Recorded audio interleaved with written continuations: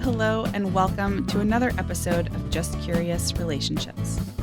As always, I'm your host, Megan Holmgren, and today we are going to be jumping right in with licensed marriage and family therapist Margaret Doherty, as well as Lauren Salvatore, senior psychologist and director of Northwell Health's Eating Disorder Center.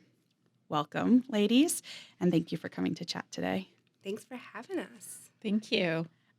So, Margaret, Yes. as I say in almost every episode now, you're used to the song and dance here, but Lauren, just for reference, I go through Reddit and scour the corners of Reddit and the internet to find anonymous questions and posts and prompts, and then bring you ladies, you lovely experts, in to respond to them, and then get into a conversation about the post itself and the kind of overarching topics. So I call it a trick. they usually contain twists and surprises. So with that, you can turn over your papers and let's get in. Husband, 35 male, binges on dinner ingredients, blowing our budget. My husband, 35 male, and I, 34 female, are on a rather tight budget at the moment. We've allocated and agreed on a budget of $100 a week for groceries. This does not include meat. We buy chicken and beef for the freezer once a year. This should be adequate in our area, even with recent inflation. We have friends who spend even less. I work from home and am able to cook from scratch most nights, which also helps. My husband is overweight and has admitted that he struggles with overeating. He says he wants to lose weight, and he has lost 5 pounds over the last 2 months. It's not much, but it's a start. Here's the problem. Several times a week, my husband still seems to lose control of his appetite and overeat or binge on foods that were allocated for the week's meals. I'll have cooked 4 chicken breasts that I'll have plans to use for several meals, for example, and I'll find that they are gone. Or I'll go to make tacos and find that the block of cheese I was going to use is gone. So I end up going to the store to replace those items, which blows our budget. When I bring this up to my husband, he says, quote, "Well, maybe we just need to increase the budget then." But when I do buy a little extra, spend more, stock up more, he just eats more of the ingredients and I still have to replace them. I don't want to enable him by bringing home more and more food and spending more and more money that we frankly don't have. I think he may have a deeper issue with binge eating and may benefit from seeing a therapist, but he has gotten very defensive when I've tried to kindly suggest this. I've tried the, quote, "when it's gone approach and not buying more until it's time to shop again, thinking not having it around will remove his temptation, but then I end up suffering and doing without, which doesn't seem fair either. A friend suggested I hide my own snacks from him, but this just sounds sneaky and dishonest, and it's the refrigerated prepared foods he seems to gravitate to anyways. What else can I do? Should I ask him to do the shopping, put signs on the food that say off limits, give him an ultimatum re-therapy? Help. TLDR, husband binges on our dinner ingredients, causing us to go over budget. He isn't open to therapy." And then she adds an update. "I think there are really 2 problems I am looking for a solution to here. One would be to helping my husband get the help he needs to work through whatever psychological issues are underlying his eating habits. The other would be managing the day-to-day cooking and budget until he is able to get help and change his habits. I would love for him to start therapy, but I still have to be able to eat in the meantime."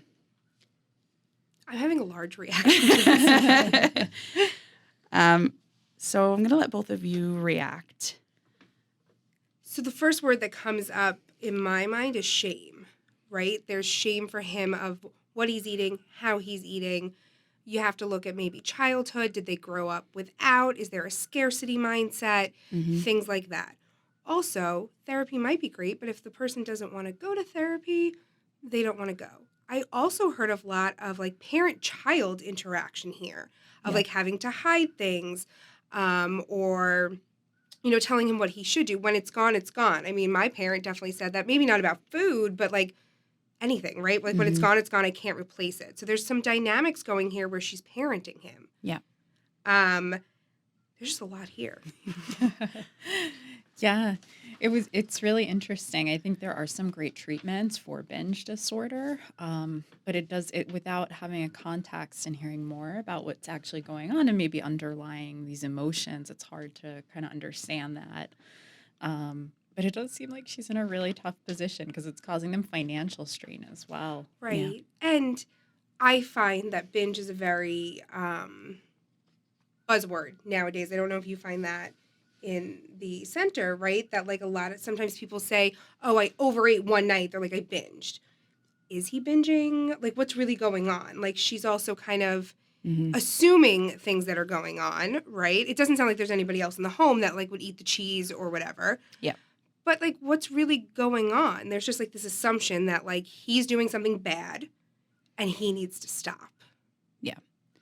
She also doesn't mention medical. Like, I wonder if that would be a great segue in. It sounds like, sometimes people do either binge because there's an underlying medical condition and they're trying to make up for nutritional factors that they don't have. So I wonder if that would be a good first step, is seeking out a medical professional to help with that. Yeah, maybe talking to a primary care doctor and expressing some of those concerns and just discussing the behavior and habits that she's noticed or he's kind of partaking in, and seeing if there's a more medical root cause to it, maybe than a psychological. It also sounds like she doesn't struggle, based on this, that she doesn't have a struggle with her relationship with food. Mm-hmm. And, even here, he lost 5 pounds over the last 2 months. It's not much, but it's a start. Mm-hmm. It's like no matter what he does, it's not even good enough there. You're picking up on something that from reading it, the first pass and kind of with sitting with it, that I wanted to bring up. This to me, the more I read it and the more it marinates, sounds like a whole lot of judgment disguised as concern. Yes, I would agree with that. Okay. I'm getting good. I'm getting good at this, talking to you so much. To sort of hold the other side, though, and to think about the wife's perspective, it sounds like anxiety as well. There is judgment, but it sounds like anxiety about their financials. Yeah. Yeah, for sure. I mean, because if she's trying to set a budget and things are maybe a little tight and this is truly what they can afford, then what other areas is that now pulling from? Because it's got to come from somewhere. Right. Both their needs aren't being heard, right? Yeah. Like her need is, I need to be financially stable. Yeah. Right. And we're doing this together and setting a budget from the way it sounds like we agreed on this, right? It's not even just that she's doing it and he had no say. Yeah. So her need of, this is the budget, stick to it, whether it's about food or maybe something else that they budgeted, right? And his need is, I guess, to be understood, right? So I think you're right. There's those two sides that she's dealing with a lot of anxiety of, do we have enough money for the month to pay our bills and do everything we need to do? Yeah. Yeah. Picking up on something that you said, Margaret, I think terms like binging have become buzzwords, both in the food space and outside of it, and it's just something that's become very colloquial these days. Is this an eating disorder? Does it sound like, or does it, have the things that are maybe our classic hallmarks? Because I feel like in doing research, the ones that certainly get the most,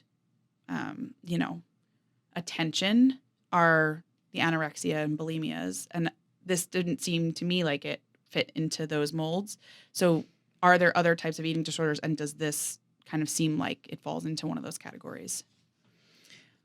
Yeah. So I think, and over at the center, we work primarily with anorexia and binge purge. So we actually don't have too many kids who just only binge or adults that only binge. It can certainly be considered an eating disorder, but it wouldn't fall, without further assessment, it wouldn't fall under like the anorexia or the binge purge or any of those bulimia, those categories. But it can certainly be a disorder in its own right, and it often has underlying things that we don't think about that are causing it. So one of the treatments that's really well available for it is dialectical behavior therapy, and it's how to regulate sort of your underlying emotions, because that's often can be what's triggering for binges. Yeah. Okay. I guess another question actually in preparing for this is, and to your point, the center, you primarily see, patients who skew on the younger side, so adolescents and whatnot. Is an adult male in his mid-30s someone who falls under, known umbrellas for people who suffer from eating disorders? Because it seems like it would be outside the norm. So actually, that's a problem. A lot of people go undiagnosed with eating disorders because they don't fit our stereotypical category. So that happens a lot of times with people who don't fit the gender or the racial profile of what we think. And there's also something called atypical anorexia, in which someone can actually be overweight and still struggle with an eating disorder. So we often have these like things in our mind of like Kate Moss, and that's the prototypical person Mhm. who struggles with that. But if we look outside of that, we have to be really careful and make sure that we are, broadening our thoughts about who can be diagnosed, and it can certainly be anyone. Eating disorders don't discriminate against Right, absolutely. Yeah. race, age, or Gender. gender. Um, one of my questions was, is it eating disorders in men, would it be a new phenomenon or something that's just gone underreported? So it seems like maybe it's the latter, that it just is something that's not reported enough, or is that something that, Certainly the prevalence is considered to be lower, so we think that it happens with less frequency. But again, it's that idea of sometimes men do, because of the stigma and the societal expectations, don't report and reach out for mental health as frequently as their female counterparts. okay. So to the sort of relationship end of it, obviously it's more than just the issue of whether or not there is truly an eating disorder, and we can dive back into that in a minute. But it seems like there's also maybe a lack of effective communication, maybe a little bit an erosion of trust or frustration, tensions. If she were to come to you, or this couple were to come to you, which maybe that wouldn't happen because it seems like he's doesn't not. seem like he wants to go. But if she came to you, what would you say to her? How can you help her navigate this? If we're not looking at the budget piece and we're just looking about how she feels about her husband's eating habits, it's the why. Why does his eating habits like bother you, right? Like, what is it about it that's triggering to you? Why do you feel like you have to parent him, right? Yeah. He's a 35-year-old male. He's a big boy. He can figure it out on his own. Yeah. And if you tell him what he needs to do, it's very much like a child. Like, they might just rebel against you. I mean, the idea of putting signs on the food that say off limits would probably really shame him that he is doing something wrong around food. Yeah. I don't think giving an ultimatum regarding therapy is also a good idea, right? Yeah. Because I also have couples that come in, or even individuals, and they come for, 2-3 sessions, and then you can tell they don't want to be there, or one of them don't want to be there, and it's, why are you here? Well, I'm here for my partner. If you're not actively doing the work, showing up is part of it, but it's being in the room, participating, and I understand that takes time, like build trust and rapport, but once somebody doesn't want to do it, it's not going to be effective and it's not going to change anything. Right. He can go to a therapist every week. You can spend out-of-pocket money to pay, and if he doesn't get anything out of it because he doesn't want to, he's not going to. Yeah. That's fair. I think softening her approach a little bit. You read my mind. This is scary. I was gonna say one of the things I picked up on in her post is, hold on, let me find it. So I use her words. I think he may have a deeper issue with binge eating and may benefit from seeing a therapist, but he has gotten very defensive when I've tried to kindly suggest this. To me, it almost sounds like maybe the suggestion wasn't so kind. I had that thought when you read it the first time. Maybe it was more like, you need to go do this, or you should, which reads not as coming from a place of compassion or caring or genuine concern, but more like almost, and I'm not trying to put words in the poster's mouth, but like, you're broken and this needs fixing, which I think I would be defensive about if it were me. She may have said it nicely. Mm-hmm. The words might have been nice, but a big thing I see with couples is tone. Mm-hmm. And I know when I was growing up, my mother always said, it's not what you say, it's how you say it. And I'd be like, all right, I don't know what you mean. And now as an adult, I'm like, oh no, I know exactly what that means. Yeah. So she may have been coming from a place where she thought she was doing it kindly, but look at his reaction, right? And then saying like, why are you reacting that way? Why are you getting defensive? Mm-hmm. Do you think there's a problem with your weight? If he says no, then there's really nothing you could do. He could go to a doctor, and a doctor could say like, your cholesterol is high, you're pre-diabetic and you need to change. And if he doesn't want to, he still won't. Yeah. That's fair. And maybe I'm kind of wondering, and the more I think about it, like, yes, maybe it is an issue in that they've discussed we have a budget, and when you eat these things, it throws our budget completely out, and that has its own ripple effect. But maybe he doesn't see his behavior as being problematic in terms of his relationship to food. So, to your point, Margaret, things like putting a sign on food or hiding things from him or, whatever it is, some of the other things she's talked about, that would create a kind of shame dynamic. And is that something, Lauren, that you think can actually be a trigger? Because maybe he personally does not see his eating habits as being problematic, and he's fine in his relationship with food. And maybe it's just the small situations that just create this bigger picture in her mind. But to him, it's like, well, I was just hungry one night, so I had a chicken that was cooked in the fridge, Yeah. But could the shame that's coming from somebody who's so close to him in his life, could that create a problem where there might not be one now, or exasperate one that does exist? Sure, we definitely see shame underlying a lot of eating disorders. There's a lot of shame and guilt, and often that is in response to the family not like really quite knowing how to respond to the eating disorder or responding to it ineffectively. So that could certainly, I don't, typically if somebody has a vulnerability to it and then you add some sort of like shame or emotion, then that might be more likely to result in an eating disorder. So he might have to have some sort of like predisposition towards it, you know, in order for that to come out. Yeah. To just to follow up on something you said, because it brings up a question that I've kind of been thinking about, but it seems like a lot of maybe the friction here is her not knowing how to respond to this or respond in a way that gets communication going between the two of them in a way that's going to be productive. So to your point of saying a lot of problems stem from family members, friends not knowing how to react to this. In this situation, I know we're kind of limited by only what she's written here, but in this situation, how would you counsel her then, if it's something that is genuinely coming from a place of concern, like she thinks this is an issue for him? How can she approach it? Like, how can she be respectful of him and it, and maybe be supportive in a way that's going to actually show she cares and try to help him get to a place of better health mentally and physically? Sure. So it sounds to me like there is it sounds like there's a lot of things that are going on for her. So if she really does feel like there needs to be a therapist involvement, she could also seek out therapy on her own and figure out how to address this. It sounds like there's a lot of like uncertainty coming up for her. She's not sure if there is going to be food. She's not sure about the financial situation. So she might benefit from some support just around those things. And the reality, if there is actually a reality around concerns about finances and just tolerating just the uncertainty of like not knowing if the food's going to be there, or purchasing more, or doing something like that.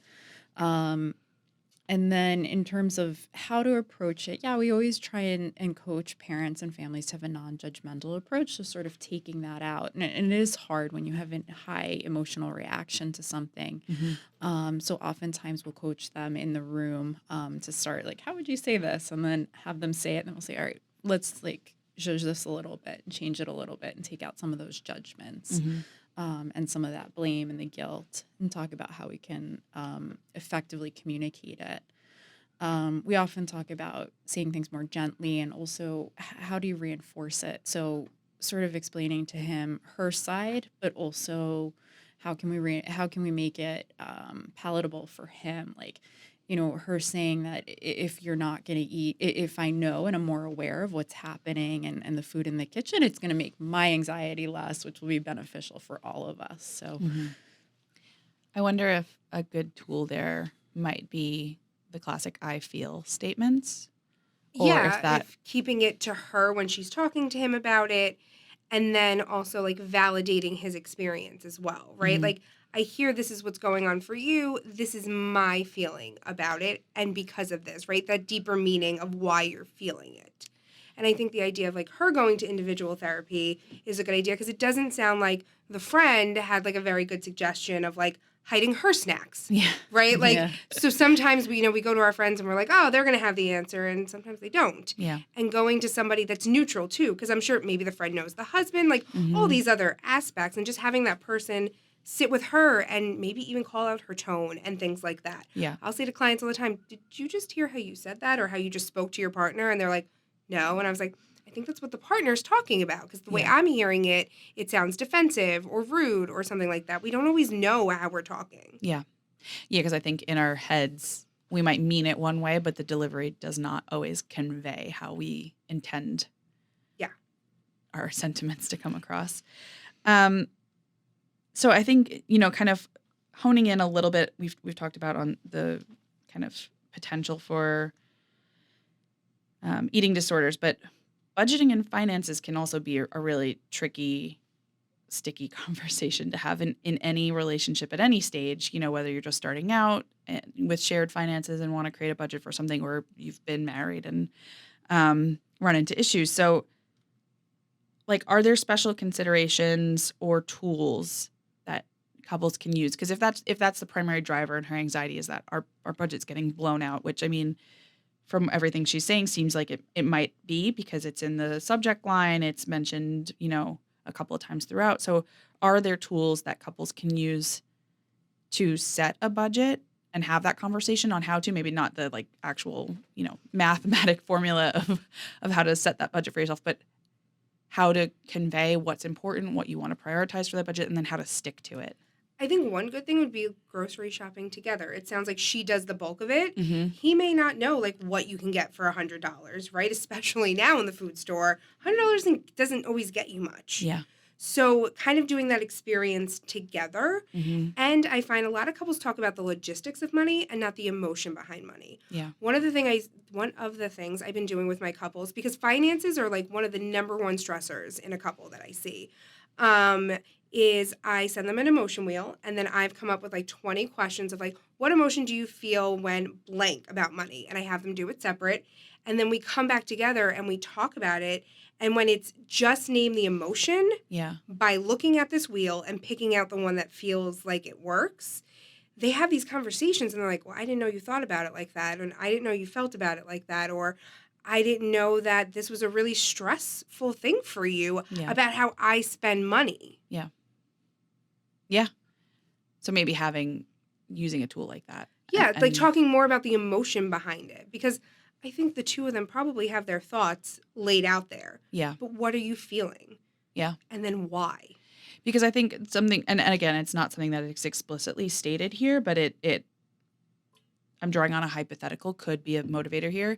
If he's coming from a place where maybe he grew up in food scarcity was an issue, and that's why it's like, well, now I have, and so when I'm hungry, I can eat. And that it's as simple as that, maybe. Not saying that it is, but from her side, maybe she grew up in a household where money was really tight. And so, you had to be smart with your dollar, or you didn't, you couldn't eat, or you had to go without. So I think maybe doing some soul searching on her end, just like him, asking or getting to a point where they can talk about what are the motivations behind why you're kind of, I'm going to call it grazing for lack of trying to use not a binge word. Nope. There, I did it. But,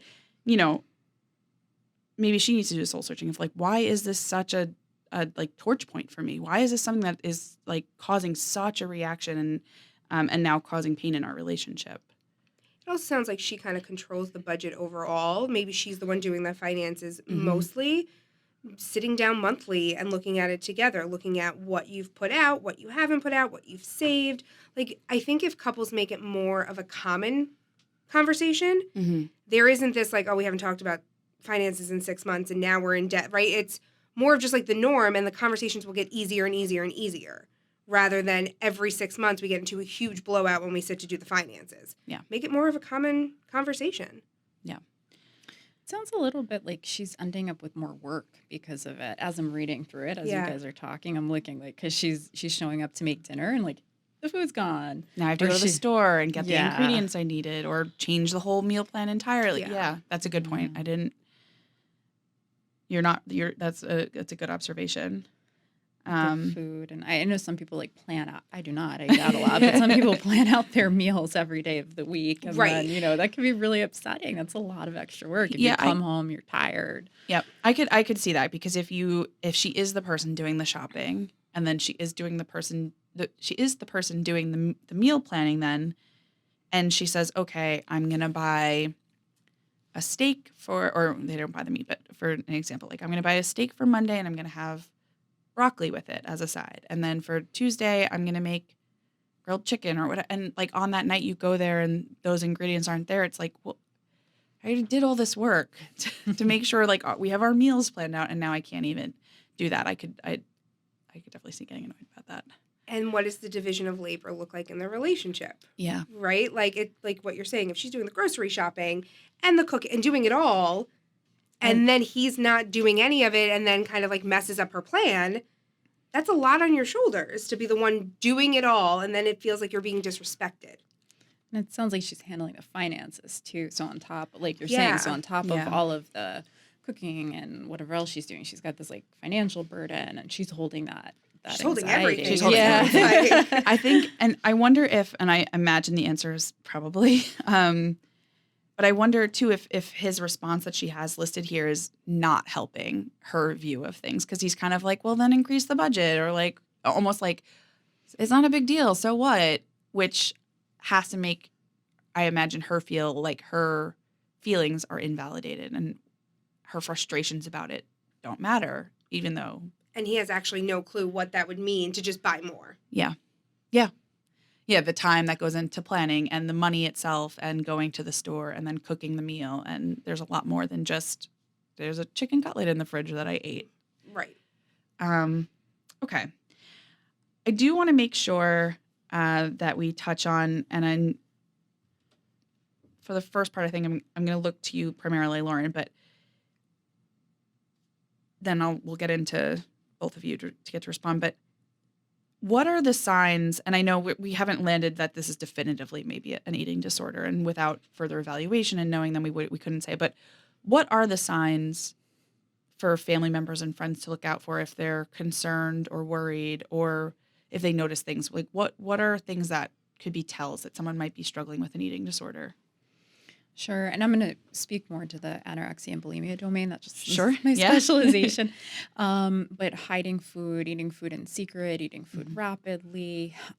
With teens, and it's often it's something that goes unnoticed. So sometimes kids will start wearing baggy clothes, and the same for adults, so that people don't notice the weight loss. Anytime kids are starting to, or adults are starting to skip meals, restricting their calories, only eating certain food groups, going on like a very restrictive diet. There's a lot of signs, a lot of signs. Unfortunately. Yeah. But yes, as soon as you see those signs, you can reach out and get help for your loved one. Okay. And just because it's something that's specifically called here, for the binge eating, and I know it's not maybe your specialties per se, but would hiding food wrappers still be something that would be a hallmark of that as well? Because if someone's overeating and they don't want people to notice, they might try to hide the wrappers or hide the habit.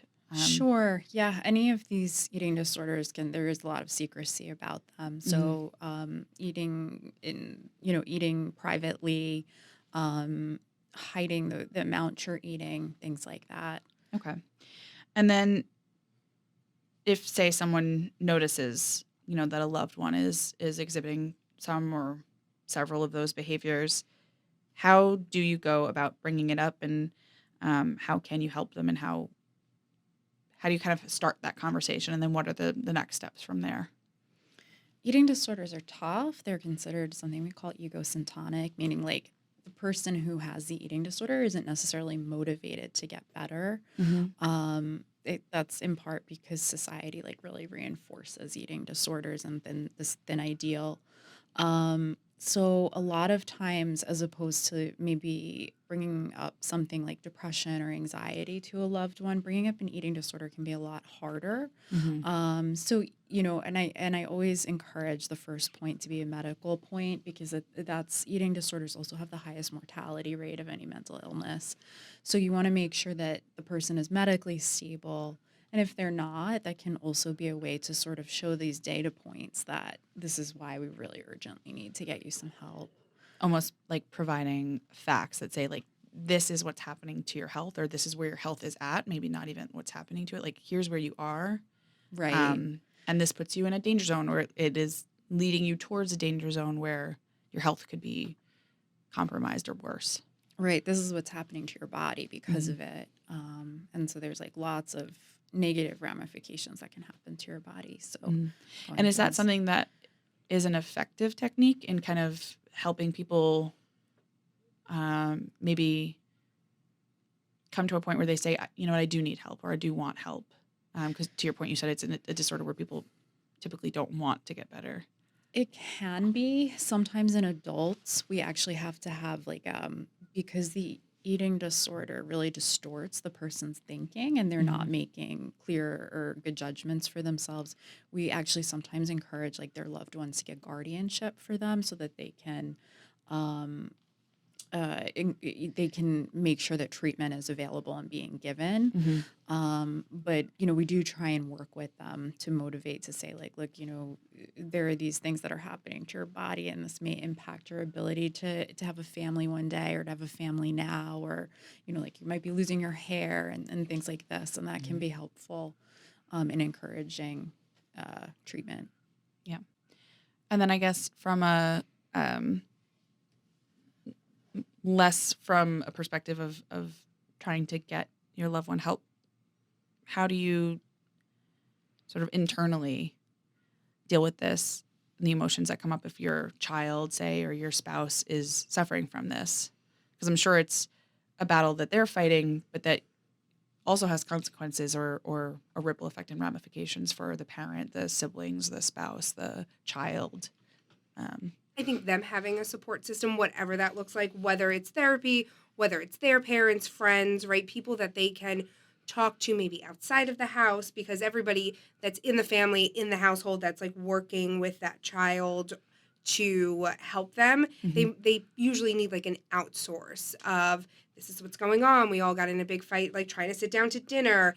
And if you're talking to, say, your husband about it and you're the mother, and they're frustrated, you're frustrated, you might not get what you need, like that validation. And making sure that you are supported in this, because as much as you're not going through it physically, you're still going through an emotional roller coaster here, and it's still impacting you. You're still going through an eating disorder without having the eating disorder. Yeah. Okay.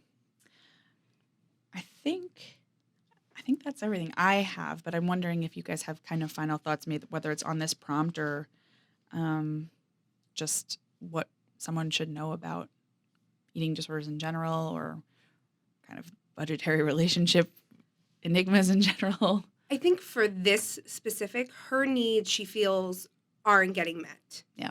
And the way she's expressing it is by pointing at him. Mm-hmm. You're doing this thing, so then I'm not getting my needs met. What are the needs? Mm-hmm. These unconscious expectations we have sometimes for our partners. Having that direct communication of, this is what I need, this is how it's affecting me, without talking about his eating habits. Yeah. Because they're two separate things here.